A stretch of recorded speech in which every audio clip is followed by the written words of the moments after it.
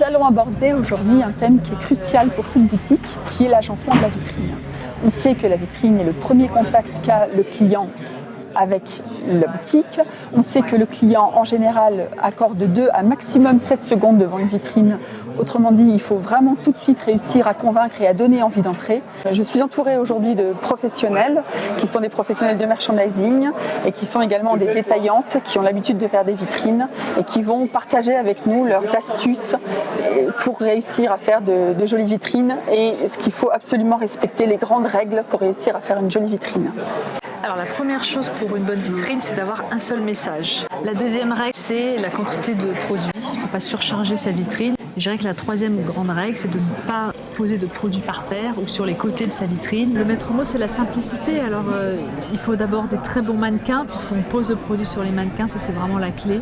S'il y a vraiment un poste dans lequel il faut un peu mettre de l'investissement, c'est le mannequin. Et puis restons simples, donc quelques mannequins dans la vitrine avec un objet de décor. Si vous avez du mal à faire une vitrine, il faut commencer par ça et rester très simple. Je me tourne vers Elisabeth Legré. Vous êtes propriétaire d'une boutique qui est à Rennes, qui s'appelle Rêveligne, qui est donc une boutique de lingerie. Et vous aimez beaucoup faire de très jolies vitrines. Vous avez gagné plusieurs prix, dont récemment un prix sur Création Lingerie. Je voulais savoir où vous trouvez votre inspiration pour vos vitrines. Comment est-ce que tout commence? Je m'inspire de ce que je vois, de ce que j'entends, de ce que je lis. Il m'est arrivé de m'inspirer de vos photos dans le magazine ou autre et de refaire faire des panneaux. Quand je viens à Paris, je m'inspire toujours des plus jolies vitrines haut de gamme. Vous avez fait travailler une fleuriste qui est à côté de chez vous? Alors régulièrement, je vais la voir.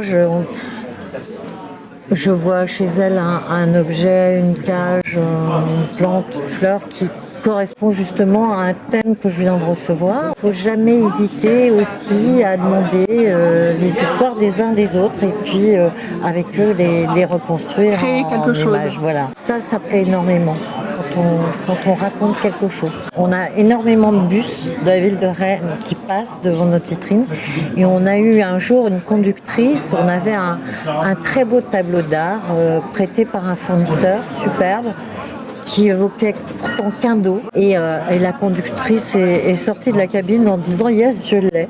Et on l'a regardée, on lui dit mais...